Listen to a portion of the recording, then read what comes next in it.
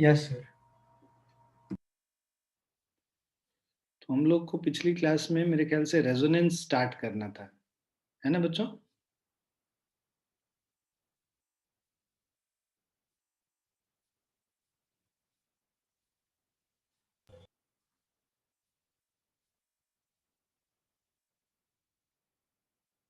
Resonance हमने शुरू किया था या फिर स्टार्ट करना है?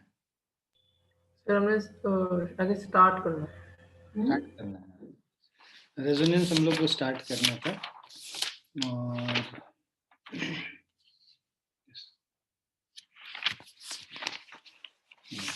आज हमारा हो जाना चाहिए। अच्छा, कैरेक्टरिस्टिक्स भी है। चलो देखते हैं।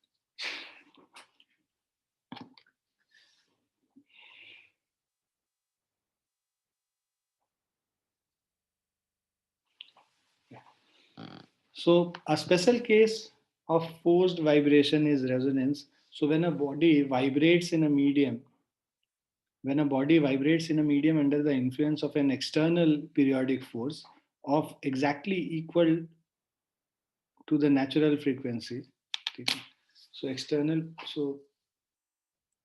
periodic force of frequency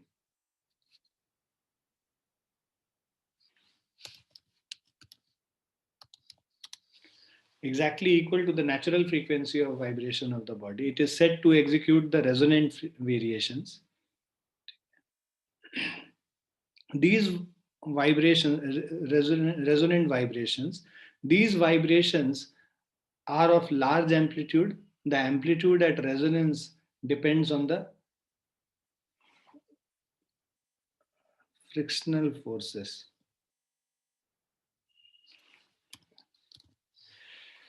Now, resonance is a special case of forced vibration when the frequency of the external applied periodic force on a body is equal to its natural frequency. The body readily begins to vibrate with an increased amplitude. This phenomena is known as resonance. The vibration of large amplitude are called the resonant vibrations.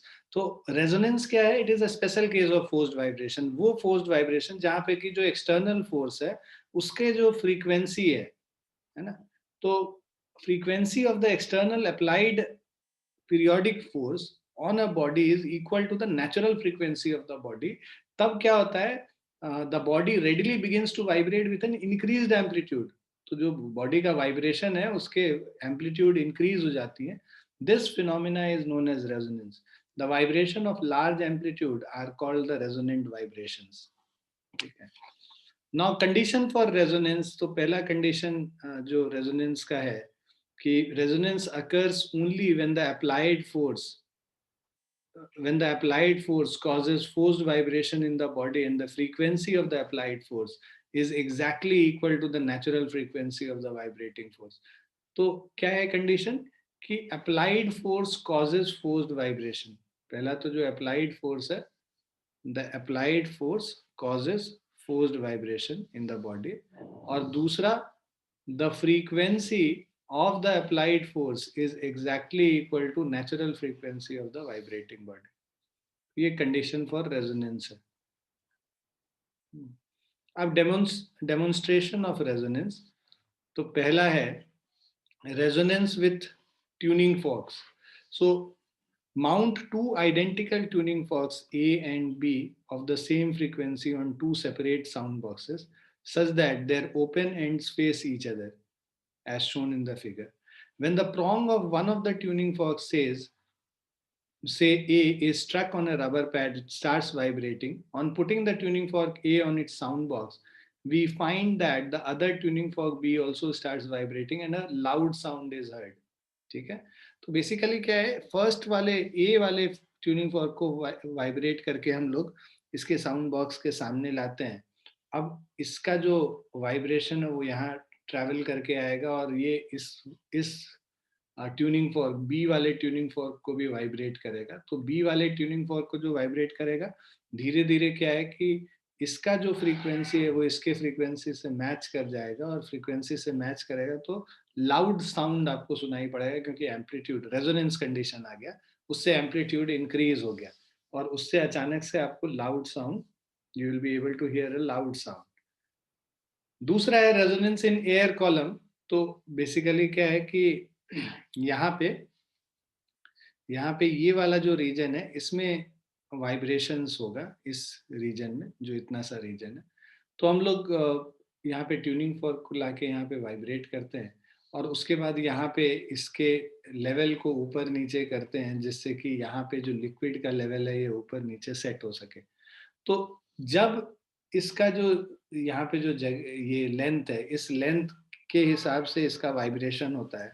तो इसका जो frequency of vibration है ना, वो इसके जो forced vibration है उसके फ्रीक्वेंसी से जब मैच कर जाएगा, तब फिर से आपको loud sound, you will be hearing a loud sound, and that will again be the condition of resonance. So an air column is formed in the tube A. So एक tube A है, इसमें एक air column form हो रहा है ये वाले reason में। Between the water surface and its mouth, the natural frequency of vibration of air column depends on its length f, which is inversely proportional to L, right? By moving, तो ये जो length L है ना, इसके ऊपर इसका natural frequency depend करता है, इस लेंथ L के ऊपर। By moving the reservoir B up और डाउन, इसको ऊपर या नीचे मूव करके हम लोग यहाँ पे वाटर लेवल को चेंज कर सकते हैं। वाटर लेवल चेंज होगा तो ये जो लेंथ है ये भी चेंज होगा, एंड हेंस फ्रीक्वेंसी भी चेंज होगा। So by moving the reservoir B up and down, the length of air column in tube A can be changed, due to which the natural frequency of air column of tube A changes. अब natural frequency, ये जो forced vibration है उसके frequency के बराबर जब match हो जाता है ना, एक पर्टिकुलर हाइट पे, यहाँ पे जो इसका लेंथ होगा उस समय जो नेचुरल फ्रीक्वेंसी होगा वो एक्सटर्नल जो वाइब्रेशंस हैं उसके फ्रीक्वेंसी से मैच कर जाएगा, और उस केस में जब ऐसा होगा तो रेजोनेंस कंडीशन आएगा। सो लाउड साउंड इज हर्ड, और पता कैसे चलेगा उस रेजोनेंस का? अचानक से आपको you will be hearing a loud sound. So a loud sound is heard at a certain level of water. On further lowering the level of water in tube A, the loud sound ceases. But when the length of air column in the tube becomes 3 times the previous one, a loud sound is heard again. तो basically हम लोगों ने देखा कि F पे, 3F पे, मतलब जितनी ऑड मल्टीपल्स ऑफ फ्रीक्वेंसी है वहां पे लाउड साउंड सुनाई पड़ेगा। ठीक है। Now difference between the forced and resonant vibration. So forced vibration क्या है? The vibrations of a body under an external periodic force of frequency different from the natural frequency of the body are called the forced vibration. दो vibration है of a body under an external periodic force, और उसका जो external periodic force का frequency है that is different than the frequency of, ठीक है, frequency of the body, natural frequency of the body, and this such kind of vibration is called forced vibration. Now resonant vibration क्या है? The vibration of a body under an external periodic force of frequency exactly equal to the natural frequency of the body are called the resonant vibration. तो resonant vibration में क्या होगा? Vibration of a body under an external periodic force, जहाँ पे जो external periodic force का frequency है that is exactly equal to the natural frequency of the body. अब second है the amplitude of vibration is small. Forced vibration में amplitude of vibration is small, और resonant vibration में amplitude of vibration is very large. तीसरा, the vibration of the body are not in phase with the periodic force. ठीक है ना? और यहाँ पे resonant vibration में vibration of the body are in phase with the external periodic force. उसके बाद forced vibration में these vibration last for a small time after the force has ceases to act. तो जब तक फोर्स लगेगा तब तक तो ठीक है, फोर्स जब लगना बंद हो जाएगा तो इसका जो वाइब्रेशंस हैं, forced vibrations, that these vibration last for a small time after the force has ceased to act. Now resonant vibrations, these vibrations last a long time after the periodic force has ceased to act. Now some examples of resonance. Resonant vibrations of pendulums. So if two pendulums of same length are suspended from a rubber string and one pendulum is made to vibrate, the other pendulum also vibrating with a large amplitude and in the same phase because of resonance. Okay. So resonant vibrations of pendulums. तो यहाँ पे क्या है, if two pendulums of same length are suspended from a rubber string and one pendulum is made to vibrate, the other pendulum also vibrating with a large amplitude and in same phase because of resonance. अब second है resonance in machine parts. So when a so ये सब we are doing some examples of resonance.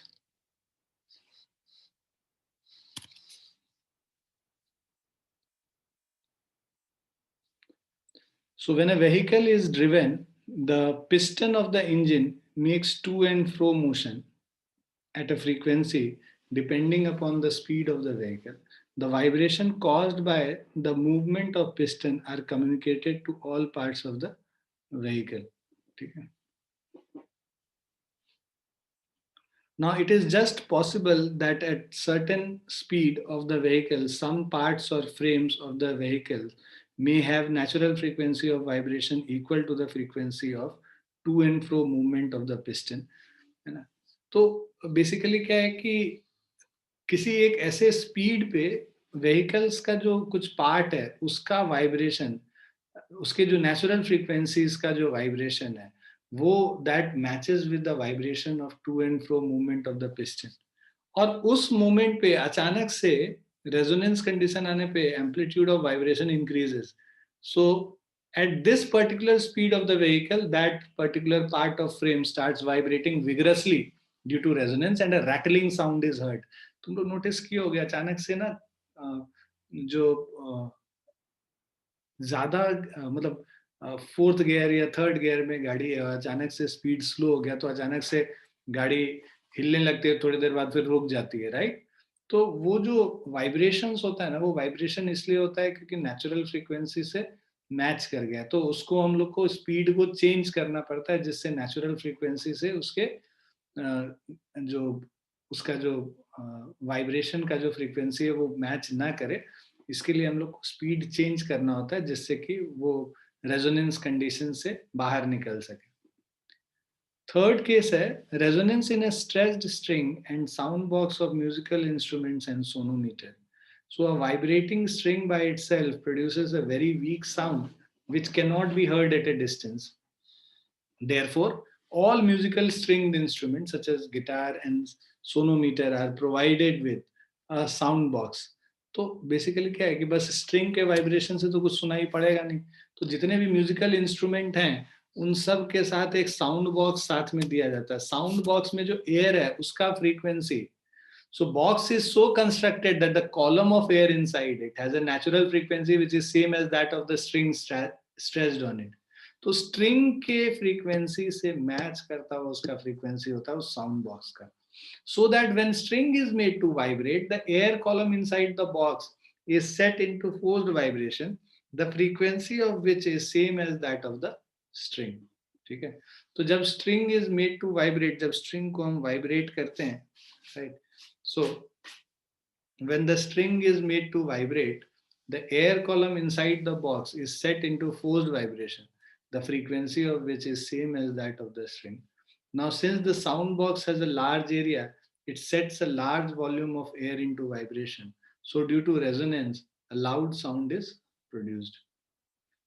Now, resonance in air column and tuning forks. So when the frequency of air column becomes equal to the frequency of tuning fork, vibrating over its mouth, a loud sound is heard due to resonance. है ना? तो वो जो हम लोग tuning fork वाला experiment कर भी रहे थे अभी, तो वहां पे भी वही था कि जो एयर कॉलम है उसके ऊपर ट्यूनिंग फॉर्क को हम लोग वाइब्रेट करके जब उसके ऊपर लेकर आते हैं तो उसका ट्यूनिंग फॉर्क का फ्रीक्वेंसी अगर उस के फ्रीक्वेंसी से मैच कर जाता है जो एयर कॉलम के फ्रीक्वेंसी से, तो हम लोग कहते हैं कि तो उसकी वजह से there is a very huge loud sound is heard due to the resonance. Now resonance in a bridge. So when a troop when a troop crosses a suspension bridge, तो ये हुआ है, हम लोग अभी एक दिन हम लोग बात कर भी रहे थे पिछली बार जब पढ़ रहे थे कि जनरली सोल्जर्स को बोला जाता है कि you have to break your steps, you don't have to march in steps. Why you have to break your step is because if it may be possible कि जब आप मार्च कर रहे हो स्टेप्स में, तो आपका जो सभी का जो मार्चिंग का जो फ्रीक्वेंसी है, स्टेप्स के मार्च करने का जो फ्रीक्वेंसी है, वो फ्रीक्वेंसी अगर नेचुरल फ्रीक्वेंसी ब्रिज के साथ मैच कर जाता है, तो फिर अचानक से बहुत हाई एम्पलीट्यूड का वाइब्रेशन आएगा और इट में even break the bridges.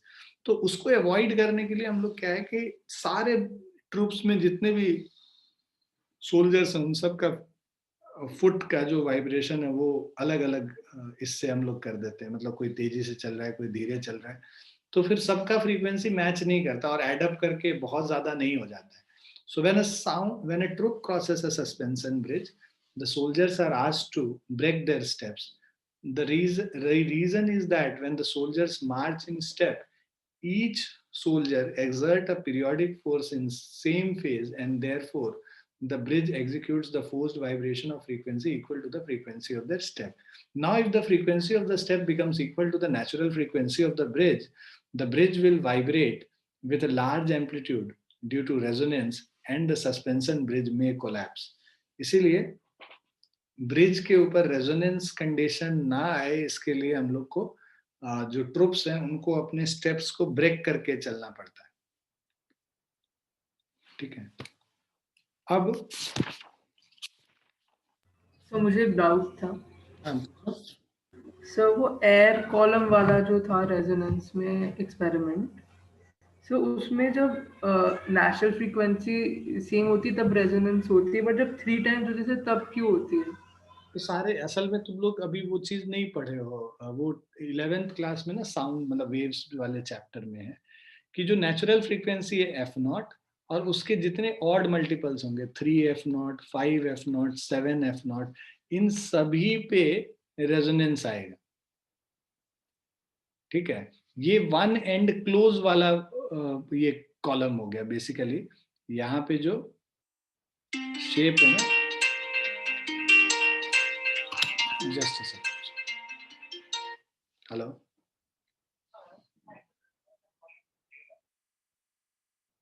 can you give me a call at 4 o'clock? I was in a meeting right now. Yeah, 4 o'clock. Okay. Yeah.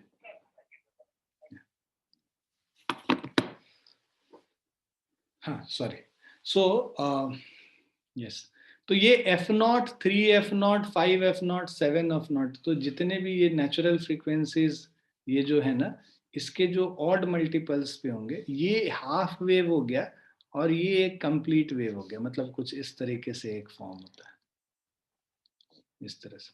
तो ये नोड है तुम्हारा और ये एंटी नोड है. ये सब बेसिकली तुम लोग जब तुम 11th क्लास में पहुंचोगे तब ये सब पढ़ना है. तो इसीलिए होता है, तुम बस ये जानो कि सारे ऑड मल्टीपल्स पे है ना रेजोनेंस कंडीशन अचीव होएगा. यस. वैसे ये पूछा नहीं जाएगा क्योंकि ये सिलेबस में तुम्हारे नहीं है. दिया हुआ था बुक में, इसीलिए मैंने लिख दिया है कि f0 पे होता है 3 टाइम्स द लेंथ पे होता है. Anyways, और किसी को कुछ पूछना है? एक मिनट, वो क्वेश्चंस कुछ देख लें.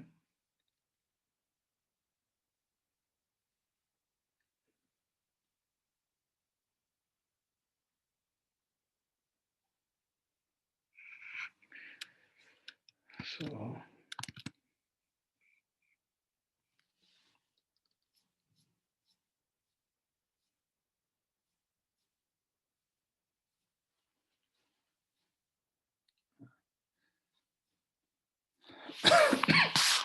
एक जो क्वेश्चन है यहीं पे कर लेते हैं उसको. जो पहला वाला एग्जाम्पल है ना, दैट इज इम्पोर्टेंट. उस तरह का क्वेश्चन पूछा भी जाता है, मैंने पहले भी बताया तुम लोग को. तो figure 7.11 shows 3 different modes of vibration of a string of length L.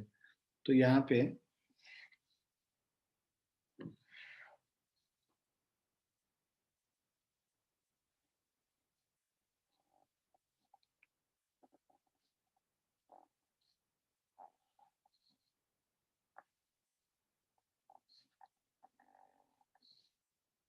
ठीक है, और उसके बाद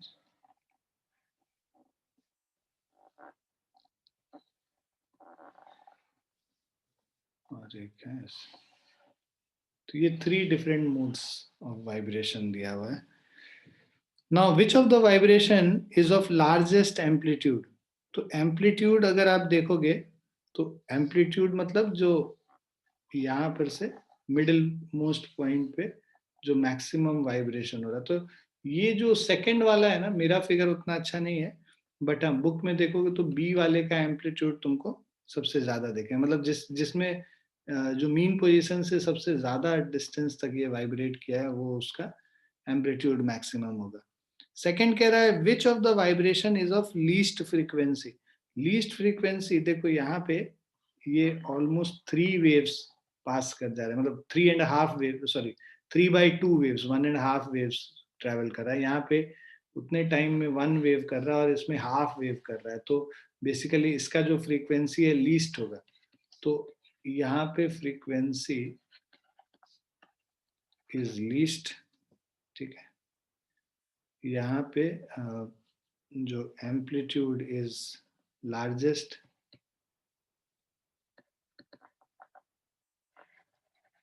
उसके बाद सी पार्ट, थर्ड पार्ट कह रहा है what is the ratio of frequency between A and C? तो यहाँ पे मैंने बोला था ये 3/2 हो गया, वेव्स कंप्लीट हो रहा है ना, और यहाँ पे हाफ वेव कंप्लीट हो रहा है, तो इसका रेशियो अगर देखेंगे, राइट, तो 3/2:1/2, मतलब 3:1 हो गया। Ratio of frequency between A and C is 3:1। Fourth part, what is the ratio of wavelength between B and A?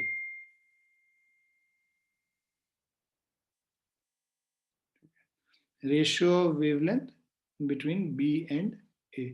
तो यहाँ पे जो इसका वेवलेंथ है और इसका जो वेवलेंथ है, इनके वेवलेंथ का रेशियो निकालना है। तो यहाँ पे वेवलेंथ देखो ये पूरा लैम्डा हो गया, मतलब जो एल है, मान लो ये पूरा लेंथ एल है, तो lambda is equal to L है, और यहाँ पे 3 λ/2 इज इक्वल टू एल है, तो यहाँ पे lambda is equal to 2l/3 हो जाएगा। मान लो ये लैम्डा ए है और ये लैम्डा बी है, हम लोगों को रेशियो निकालना है, ratio of wavelength between B and A. B and A means lambda b upon lambda a. Lambda b is L and lambda a is 2l/3. So this is equal to L divided by 2l/3. L cancel हो गया, 3 ऊपर जाएगा, this is 3/2, तो ratio क्या हो गया 3:2 हो गया। क्लियर है बच्चों?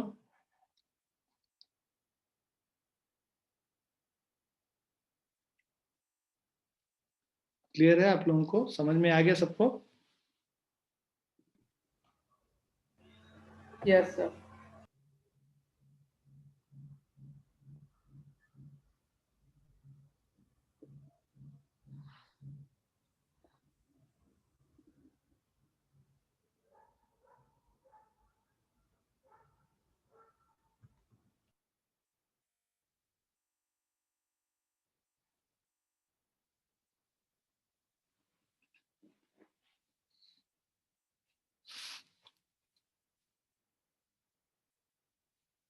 नेक्स्ट क्वेश्चन है सेकंड वाला।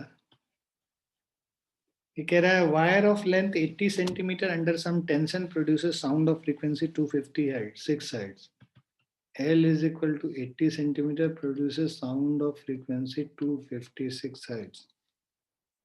What length of the wire will produce sound of frequency?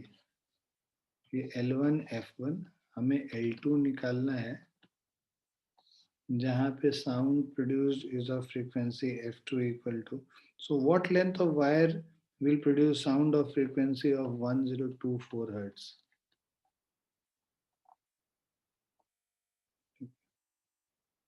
Under the same tension.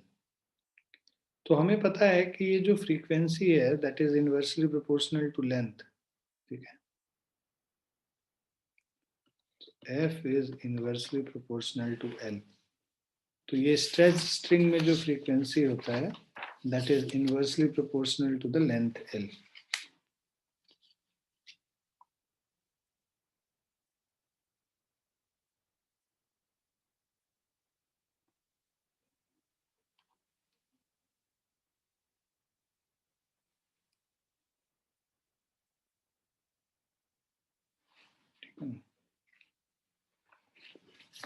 तो अब ये इन्वर्सली प्रोपोर्शनल है, इससे क्या आ जाएगा F1 by F2 is equal to L2 by L1.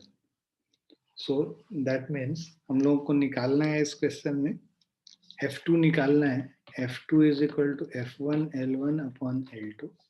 F1 है 256, L1 है 80, L2 अच्छा F2 भी दिया हुआ, हमें L2 निकालना है ना. L2 is equal to F1 L1 by F2. 256 by 80 by 1024. 480 by 4 is equal to 20 hertz.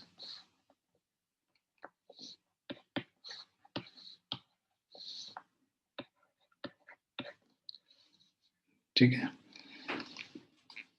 Sorry 20 centimetre है ना, लेंथ है ना, 20 सेंटीमीटर. Is it clear?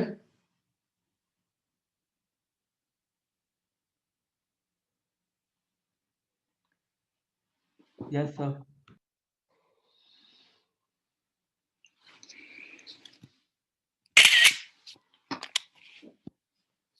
एक और इसी में क्वेश्चन है, क्वेश्चन नंबर 6. यहाँ पे भी सेम है, यहाँ पे एयर कॉलम है, वहां पे स्ट्रिंग था, यहाँ पे एयर कॉलम है. Natural frequency of an air column in pipe fixed at one end of length 17 centimeter is 500 hertz. So length is equal to 17 centimeter. Frequency is equal to 500 hertz. Okay. So the natural frequency of an air column in a pipe fixed at one end of length 17 centimeter is 500 hertz. Okay. At what length of air column a tuning fork of frequency 250 hertz will resonate with it? तो L1 दिया हुआ है, F1 दिया हुआ है, हमें L2 निकालना है, F2 दे रखा है 250 हर्ट्ज. तो हमें पता है कि frequency is inversely proportional to length of the air column, right. So इससे आ जाएगा F1 L1 is equal to F2 L2, मतलब F1 by F2 is equal to L2 by L1. तो इससे हमें निकालना है L2. So this is F1 L1 by F2. ठीक है, F1 is 500, L1 is 70, F2 is 250.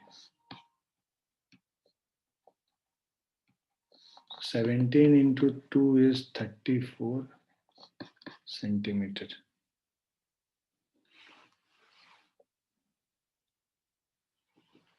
Clear है बच्चों?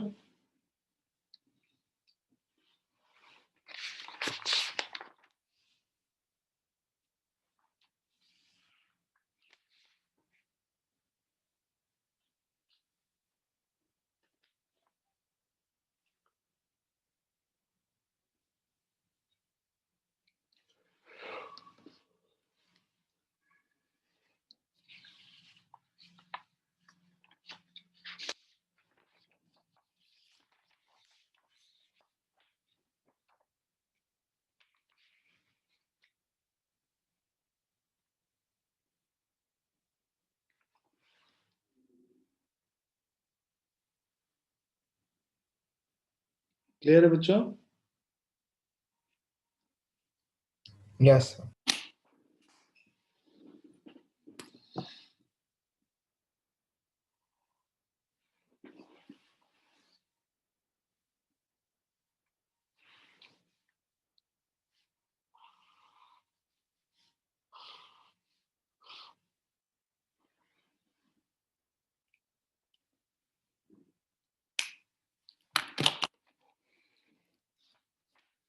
There is one more question in the exercise.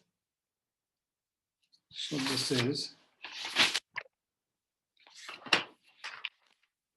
exercise में question number 10 हम लोग देखेंगे.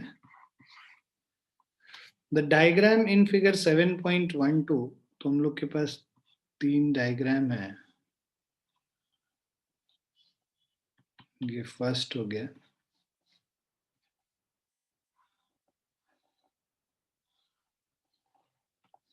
ये सेकंड हो गया,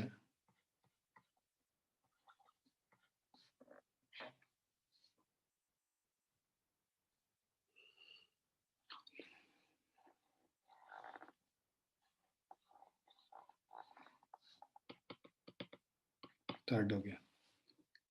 सब में लेंथ जो है इसका एल ही है, यहां से इधर से इधर।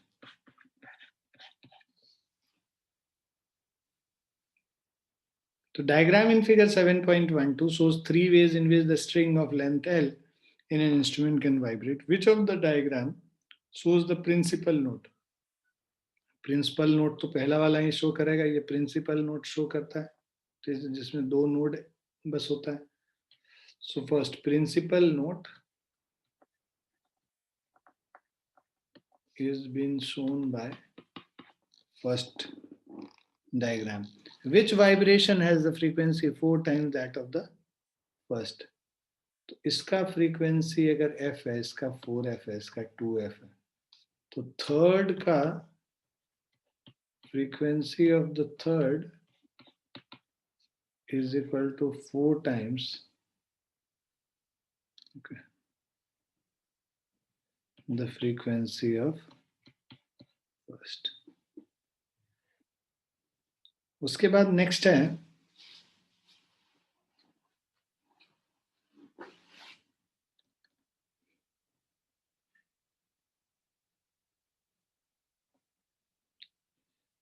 सी वाला, कह रहा है which vibration is of longest wavelength. Longest wavelength तो इसी का होगा, है ना, क्योंकि ये हाफ ऑफ द वेव इतना एल में कंप्लीट हुआ है, पूरा वेव कंप्लीट भी नहीं हुआ, तो लॉन्गेस्ट वेवलेंथ फर्स्ट वाले का ही है। So longest wavelength is the first one. उसके बाद लास्ट पार्ट है, what is the ratio of the frequency of vibration in diagram 1 and 2। So ratio of frequency, so यहाँ पे f1 upon f2 is 1:2। ठीक है, जितने कंप्लीट लूप होंगे ना वही रेशियो ऑफ फ्रीक्वेंसीज हो जाएगा।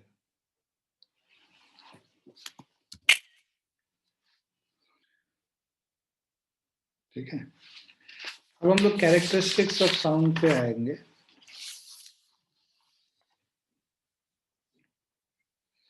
So characteristics of sound and their subjective and objective nature. Characteristics of sound. So two sounds can be distinguished from one another by the following three different characteristics. First is loudness, pitch, and quality or timbre of sound. Okay. So two sounds can be distinguished from one another by the following three different characteristics. First is loudness, second is pitch, and the third is quality or timbre. तो pitch को हम लोग stillness भी कह सकते हैं, quality को हम लोग टिम्बर भी कह सकते हैं। ठीक है,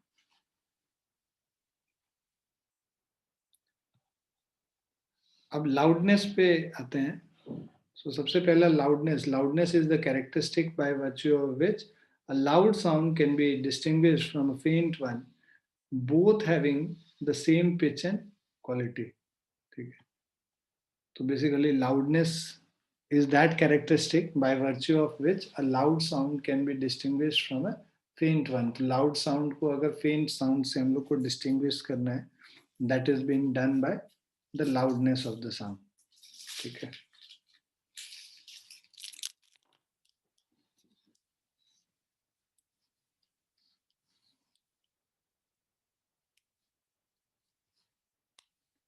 the two waves which have the same frequency and same waveform, that is sine wave, but they differ in amplitude.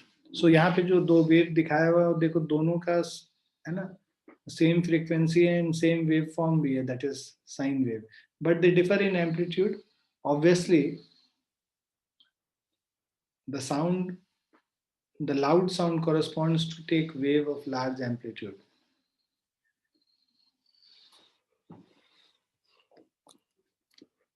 तो जो सॉफ्ट साउंड होगा उसका एम्पलीट्यूड स्मॉल होगा और जो लाउड साउंड होगा उसका एम्पलीट्यूड लार्ज होगा. सो loudness of sound depends on the amplitude of the wave.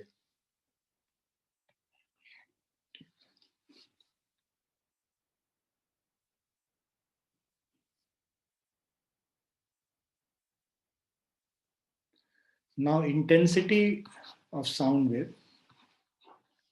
So the intensity of a sound wave at a point of the medium is the amount of sound energy passing per second normally through an unit area at that point. So greater the energy carried by a sound wave, greater is the intensity of sound. The intensity of a sound wave in air is proportional to the square of amplitude of vibration, square of frequency of vibration, density of air and velocity of sound in air. ठीक है. So ये जो intensity है sound wave का, this is proportional to square of the amplitude of vibration. ठीक है.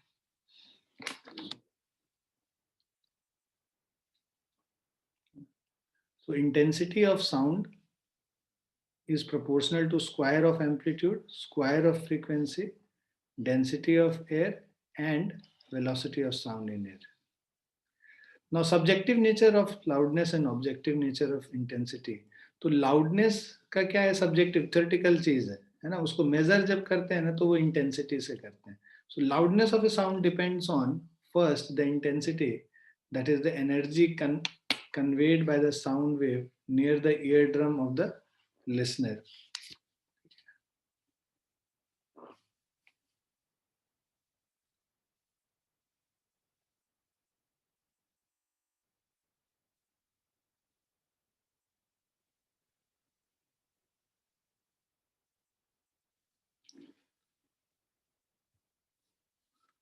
फिर है हमारा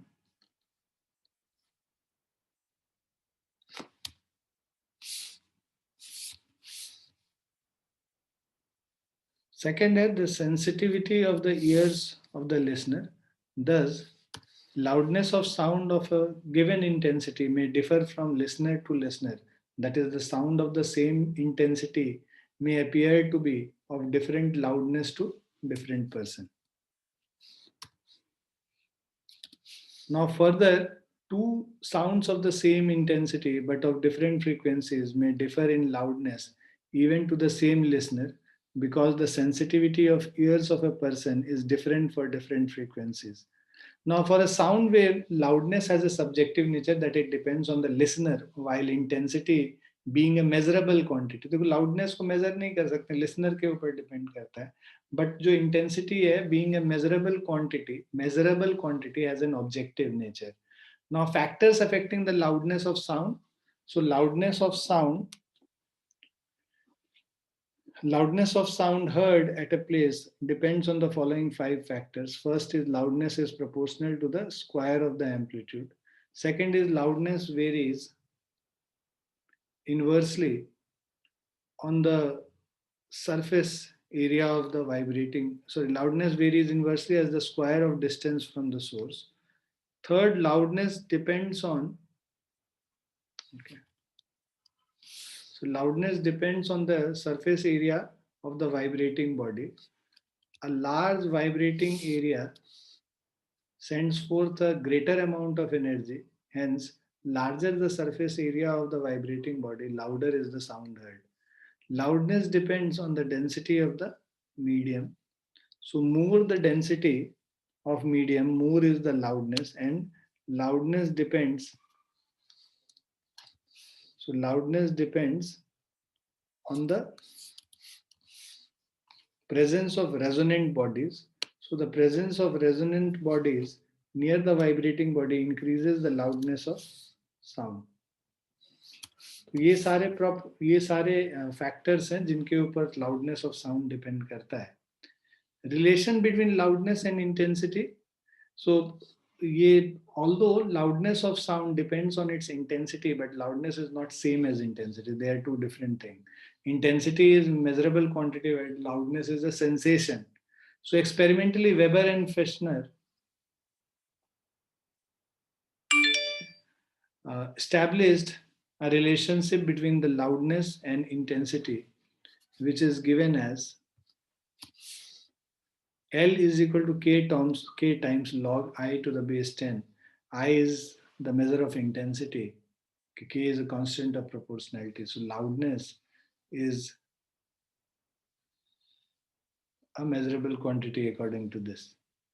Now where K is a constant of proportionality. Now units of loudness and sound. Sir ये फॉर्मूला याद करना हाँ ये फॉर्मूला याद करना है. अगर इंटेंसिटी दिया होगा लाउडनेस को कंपेयर करने के लिए जनरली अगर आता है तो फिर उस समय फिर यूज होता है.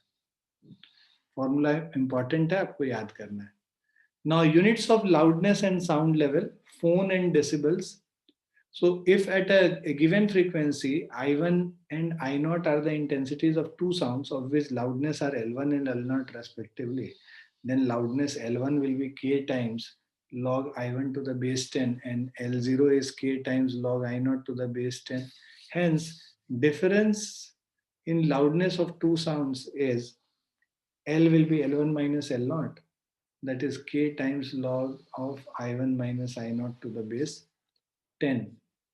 तो log A minus B is log A by B. ठीक है, तो L is equal to K times log I1 by I0 to the base 10.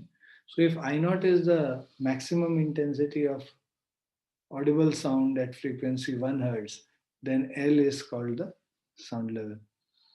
Now taking K is equal to 1, the sound level is written as L is equal to K times log of I0, log of I1 to I1 by I0 to the base 10 bell, और 1 by 10 bell को हम लोग decibel कहते हैं.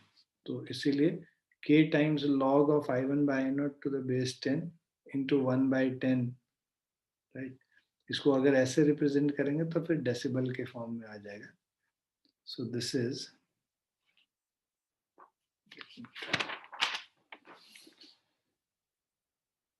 यहाँ पे 10 आएगा.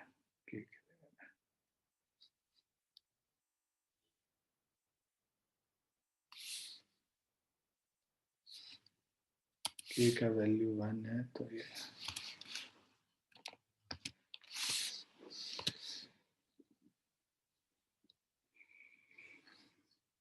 ठीक है ना. So if we write 1 by 10 as decibel है ना, 1 by 10 बेल को हम लोग डेसिबल अगर कर लेते हैं तो 10 log I1 by I0 to the base 10 decibels. So here bell or decibel is the unit of loudness level named after the scientist Alexander Graham Bell, the inventor of telephone. So obviously, अच्छा यहाँ पे for I1 equal to I0, जब intensity same रहेगा यहाँ पे, for I1 is equal to I0, right? Sound level L is equal to 0 decibel, है ना. log 1 तुम्हारा 0 हो जाता है, 10 into 0 0 हो जाएगा, तो loudness 0 decibel. That is sound of intensity 10 to the power minus 2 watt per meter square at frequency 1 kilohertz as a loudness 0 dB. Now, if intensity at a point increases from I0 to I1, okay, I0 to I1 is equal to 100 I0. The increase in sound level will be 10 log 100 to the base 10 or 20 decibel. So for an increase in intensity from I0 to I1, 10,000 I0, I1 is equal to